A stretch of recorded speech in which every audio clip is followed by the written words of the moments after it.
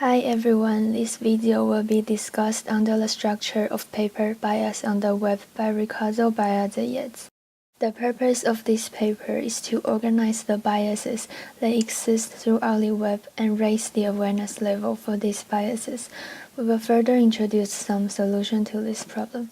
What is bias? According to Wikipedia, bias is disproportionate weights in favor of or against one thing, person, or group compared with another, usually in a way considered to be unfair. Another paper defined that bias is offering a partial perspective on facts. We know there are cultural bias and cognitive bias affecting how individuals think and behave, but with digital data and social media prevailing over the internet, bias also converge over the web and stem the data in use, which may have political, commercial, and research influences. First step of solving a problem must be realizing the problem itself. How to define and measure bias? In the statistic point of view, bias is a systemic deviation caused by an inaccurate estimation or sampling process. This graph manipulates the vicious cycle of bias on the web. How people use web results in activity bias, the quality of data gives rise to data bias, and further the algorithm based on them. Self-selection bias is created through interactions between websites and cycle back to the web-based system. Once there is a bias, the following steps will also be biased. Now we'll look into more details of these biases. The first one will be activity bias. Activity bias can be explained by the least effort principle, which claims that many people only do a little while few people do a lot. There are also statistic evidence showing that half of posts on Facebook were produced by 7% of active users, only 4% on Amazon and 2% on Twitter respectively. Moreover, half of the entries of English Wikipedia were posted by only 0.04% of registered editors. Only a small percentage of users contributing the majority of web content, on the other hand, generates a digital desert that no one can reach, ranging from 1.1% to 31% by analyzing tweets and Wikipedia articles. The next one is data bias. Data bias can be seen in data from many institutions. Compared to universities and governments, data from social media are of average lower quality. Especially, many fake content on the web seems to spread faster than reliable content. Overall, these biases can be split into three sets. The first set of bias is about people using internet, correlating to the educational and economical bias. 50% of popular websites are in English, while there are only 13% English speakers, according to Wikipedia. In addition, the correlation between exports and the number of links from the country to the exported country are ranging from 0.6 for Brazil to 0.9 for the UK. The more developed a country is, the greater is the correlation. The second set of bias is interacting with other bias. For example, gender bias. Statistics shows that less than 12% of Wikipedia editors are women. The third data bias can trace back to web spam, such as mirror websites that represented 20% of web content in 2003. As web data is biased sample from the population, therefore studies based on this could not represent the rest of the population and will also have some errors. Algorithmic bias is the algorithm itself added when processing input data. Contents on the web have been proved that bias are observable. If the input data are biased, then the algorithm based on them might reflect the same bias. In some situations, web developers have already been able to debias by improving the algorithm. For instance, the gender bias can be reduced by factoring in gender subspace.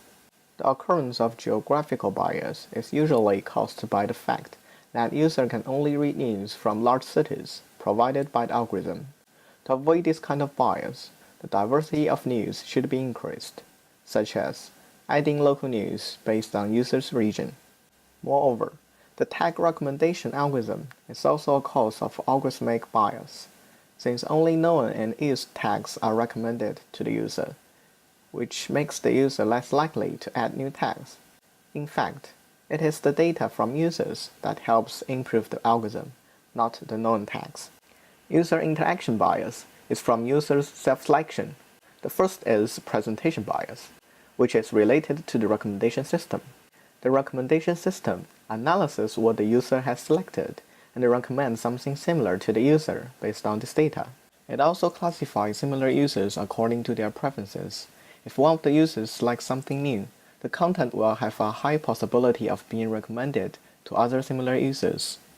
There are many streaming media services that use the recommendation system, and that's why the presentation bias is generated. Very limited content will be provided to users, because not only the recommendations are similar, but also the number of contents shown by the service, which compared to the huge potential contents, is extremely small. Thus, everything seen by the user can get clicks, while everything else get no clicks. This bias directly affects some contents that will never be seen by the user. The most common solution is called explore and exploit. To explore, it exposes part of user to new contents randomly, mixed with top recommendations, and exploit usage data to review their true relative items. Although there is something even a loss of revenue from exploring, it seems to be the only way to discover new or good contents. We introduce an example for anti-recommender system called Art I Don't Like. It is a website about art that provides personalized content to users and emphasizes on the disparate content. It presents users with paintings that range from the most to least similar, based on the paintings that the user chooses. As an example of a recommender system that maximizes the distance between the paintings and pushes toward the boundaries of similarity, which emphasize the need for diversity. After the painting is selected by the user, the system will return an artwork that is dissimilar to the selected content and expose user to a broader range of art. The second interaction bias is position bias. According to the reading habit, users tend to browse from left side of the web page when using a search engine. Thus, attentions and clicks will more likely appear in that area. In 2005, the user's attention is mainly focused on the top left corner of the page, which creates the position bias. As the result, the bottom of the page are usually not noticed by the user. However, in 2014, as the color of the heat map reflects, the user's main attention is not here. Then, where did the attention shift? In 2014, the first result is usually an advertisement, and search engines have provided a series of related images to the result. Unlike in 2005, the user tend to focus on the image and the results after it. The search results at the bottom of the page have more opportunities to be noticed by users, thus reducing the effect of the position bias. Similarly, Keller's study shows that position bias can also be influenced by the user's nationality, which means users from different countries tend to have different focal points. Using this hotel webpage as an example, Brazilians focus on the links in the top right corner of the page. In contrast, Belgians pay more attention to the labels below the hotel photo. Ranking bias refers to the bias caused by the order of the results shown by the search engine. The top-ranked result will attract more clicks than the others. Therefore, the popular pages become even more popular. To avoid ranking bias, web developers need to debias click distributions so they can use click data to improve ranking algorithms. There are some possible solutions that have been proposed, called the fairness ranking algorithms. The fairness ranking algorithms do not systematically transmit or enlarge the already existing bias in today's society. We will discuss a few examples here. Fair top K ranking algorithm is an algorithmic solution to the fair top K ranking problem over a single binary type attribute, with respect to the group fairness criteria, which claims that the protected group should be treated similarly to the advanced group. They provided a greedy algorithm which selects the best K candidates from a large pool while ensuring maximal utility. Designing fair ranking schemes consider ranking functions that compute the score of each item as a weighted sum of numeric attribute values. Ranking function can be expressed as a vector of weights, It is a system that helps users choose criterion weights that leads to greater fairness. Fairness of exposure in rankings employed linear programming and developed efficient algorithms for finding rankings that maximize the utility for the user while properly satisfying specific fairness constraints. Ranking with fairness constraints provided a linear time approximation algorithm of the ranking problem that maximized the value with respect to the nested structure of fairness constraints. Social bias describes reviews from other people may affect our judgment. For example, if a product has positive feedback, when another user doesn't satisfy with the product and wants to give lower scores, high scores of this product will make the user feel being too harsh on it and thus raise their own scores. This can be seen from Amazon reviews data. People use the web with different surfing habits. Apart from the bias introduced by web designer, users have their own self-selection bias. All these biases will become more complicated, like the figure presents.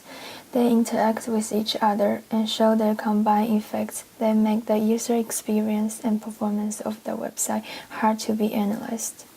Although many websites has optimized system using implicit user feedback, such process based in machine learning may reinforce the existing bias and only reach a suboptimal solution. Vicious cycle of bias is completed by second-order bias. Bias will generate bias through blogger or posts using quotes from others based on what search engine believes are related. Things may already be biased by its ranking algorithm and tend to create duplicated content on the web.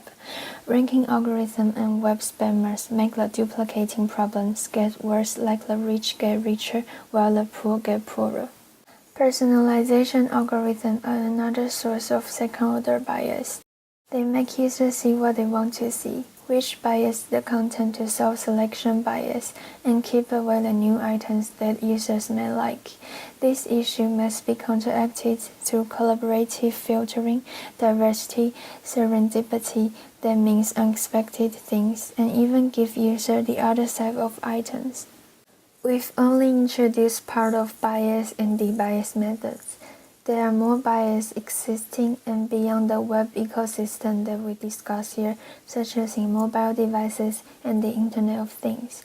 However, as any attempt to be unbiased might already be biased through our own cultural and cognitive biases, the first step is thus to be aware of bias. If web developers know its existence, then they can address and, if possible, correct them.